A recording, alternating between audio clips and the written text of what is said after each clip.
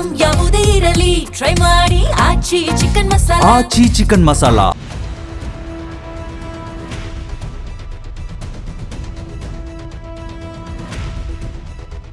Persian ಕೊಲ್ಲಿಯ ಅಲೆಗಳ ನಡುವೆ ಇರುವ ಒಂದು ಪುಟ್ಟ ಭೂಭಾಗ ಇಡೀ ಇರಾನ್ ದೇಶದ ಹಣೆ ಬರಹವನ್ನೇ ನಿರ್ಧರಿಸುತ್ತೆ ಅಂದ್ರೆ ನೀವು ನಂಬಲೇಬೇಕು.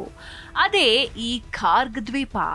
ಇರಾನ್ ಪಾಲಿಗೆ ಇದು ಕೇವಲ ದ್ವೀಪವಲ್ಲ, ಬದಲಾಗಿ ದೇಶದ 90% ಹೆಚ್ಚು ತೈಲ ರಫ್ತನ್ನು ನಿಯಂತ್ರಿಸುವ ಚಿನ್ನದ ಮೊಟ್ಟೆ ಇಡುವ ಕೋಳಿ. ಜಾಗತಿಕ ಇಂಧನ ಮಾರುಕಟ್ಟೆಯಲ್ಲಿ ಖಾರ್ಗ್ ದ್ವೀಪಕ್ಕಿರುವ ತಾಂತ್ರಿಕ ಮತ್ತು ವ್ಯೂಹಾತ್ಮಕ ಮಹತ್ವ ಅಪಾರ. ಯುದ್ಧದ ಸಮಯದಲ್ಲಿ ಶತ್ರು ರಾಷ್ಟ್ರಗಳ ಮೊದಲ ಗುರಿ ಈ ದ್ವೀಪವೇ ಆಗಿರುತ್ತೆ. ಹಾಗಾದ್ರೆ ಈ ದ್ವೀಪದಲ್ಲಿ ಅಷ್ಟೊಂದು ತೈಲ ಸಂಗ್ರಹ ಎಲ್ಲಿದೆ? ಇದರ ವಿಶೇಷತೆ ಏನು? ಸಂಪೂರ್ಣ ಮಾಹಿತಿ ಇಲ್ಲಿದೆ. ಮಧ್ಯಪ್ರಾಚ್ಯದಲ್ಲಿ ಯುದ್ಧದ ಕಾರ್ಮೋಡ ಇದೆ.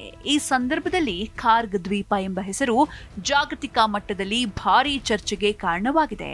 ಅಮೆರಿಕ ಅಧ್ಯಕ್ಷ ಡೊನಾಲ್ಡ್ ಟ್ರಂಪ್ ಅವರು ಇತ್ತೀಚೆಗೆ ಈ ದ್ವೀಪದ ಮೇಲಿನ ವೈಮಾನಿಕ ದಾಳಿಯ ವಿಡಿಯೋ ಬಿಡುಗಡೆ ಮಾಡಿದ ಬೆನ್ನಲ್ಲೇ ಈ ಪುಟ್ಟ ದ್ವೀಪ ಇರಾನ್ ಪಾಲಿಗೆ ಎಷ್ಟು ಮುಖ್ಯ ಎಂಬುದು ಎಲ್ಲರ ಕುತೂಹಲಕ್ಕೆ ಕಾರಣವಾಗಿದೆ. ಪರ್ಷಿಯನ್ ಕೊಲ್ಲಿಯಲ್ಲಿರುವ ಈ ದ್ವೀಪ ಇರಾನ್ ದೇಶದ ಆರ್ಥಿಕ ಜೀವನಾಡಿ ಅಂದ್ರೆ ತಪ್ಪಾಗ್ಲಾರ್ದು. ಇರಾನ್ ದೇಶದ ಆರ್ಥಿಕತೆಯ ಬೆನ್ನೆಲುಬು ಈ ಖಾರ್ಗ್ ದ್ವೀಪ.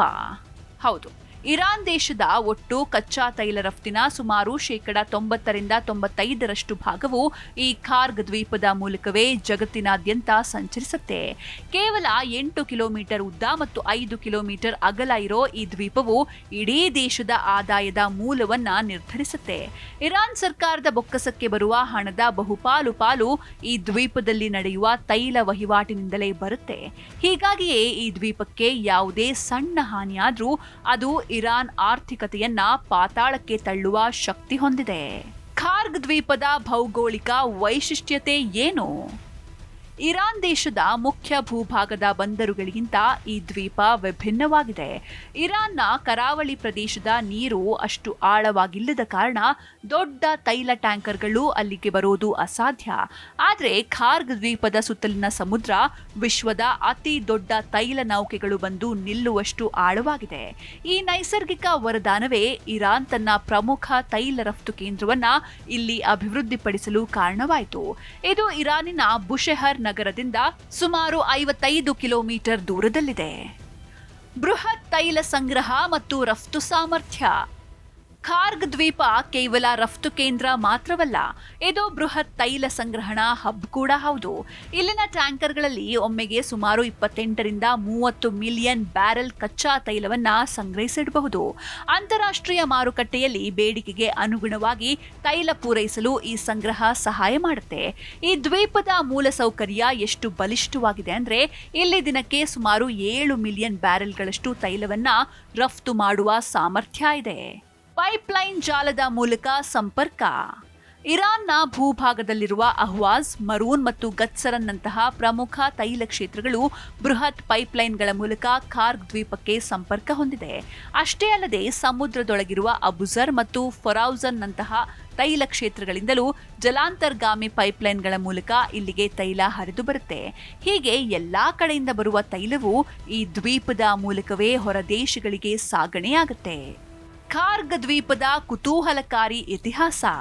ಈ ದ್ವೀಪಕ್ಕೆ ದೀರ್ಘವಾದ ಇತಿಹಾಸವಿದೆ. ಹಿಂದೆ ಇದು ಡಚ್ ಮತ್ತು ಪೋರ್ಚುಗೀಸ್ ಪಡೆಗಳ ನಿಯಂತ್ರಣದಲ್ಲಿತ್ತು. 20ನೇ ಶತಮಾನದ ಆರಂಭದಲ್ಲಿ ಅಂದರೆ ರೆಜಾ ಶಾ ಪಹಲವಿ ಆಳ್ವಿಕೆಯಲ್ಲಿ ಇದನ್ನ ರಾಜಕೀಯ ಖೈದಿಗಳನ್ನ ಇರಿಸುವ ಜೈಲಾಗಿ ಬಳಸಲಾಗ್ತಾ ಇತ್ತು. ಭಾರತದಲ್ಲಿ ಬ್ರಿಟಿಷರು ಅಂಡಮಾನ್ ದ್ವೀಪವನ್ನ ಹೇಗೆ ಬಳಸ್ತಾ ಇದ್ರೋ ಹಾಗೆಯೇ ಇರಾನ್ ಸರ್ಕಾರ ಈ ದ್ವೀಪವನ್ನ ಬಳಸ್ತಾ ಇತ್ತು. ಆದ್ರೆ 1950ರ ದಶಕದ ನಂತರ ಇರಾನ್ ಇದರ ಆಯಕಟ್ಟಿನ ಮಹತ್ವವನ್ನ ಅರಿತು ಇದನ್ನ ವಿಶ್ವದ ಪ್ರಮುಖ ತೈಲ ಟರ್ಮಿನಲ್ ಆಗಿ ಅಭಿವೃದ್ಧಿಪಡಿಸಿತು.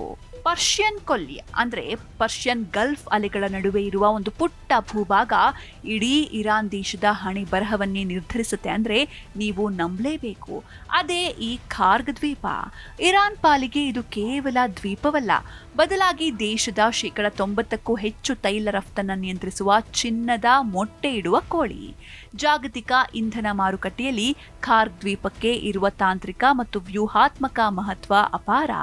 ಯುದ್ಧದ ಸಮಯದಲ್ಲಿ ಶತ್ರು ರಾಷ್ಟ್ರಗಳ ಮೊದಲ ಗುರಿ ಈ ದ್ವೀಪವೇ ಆಗಿರುತ್ತೆ. ಇರಾನ್ನ ಆರ್ಥಿಕ ಸ್ಥಿರತೆಯು ಖಾರ್ಗ್ ದ್ವೀಪದ ಸುರಕ್ಷತೆಯ ಮೇಲೆ ಅವಲಂಬಿತವಾಗಿದೆ. ಇಲ್ಲಿನ ಬೃಹತ್ ತೈಲ ಟರ್ಮಿನಲ್ಗಳು ಮತ್ತು ಸಂಗ್ರಹಾಗಾರಗಳು ಜಗತ್ತಿನ ತೈಲ ಪೂರೈಕೆಯಲ್ಲಿ ಪ್ರಮುಖ ಪಾತ್ರ ವಹಿಸುತ್ತವೆ.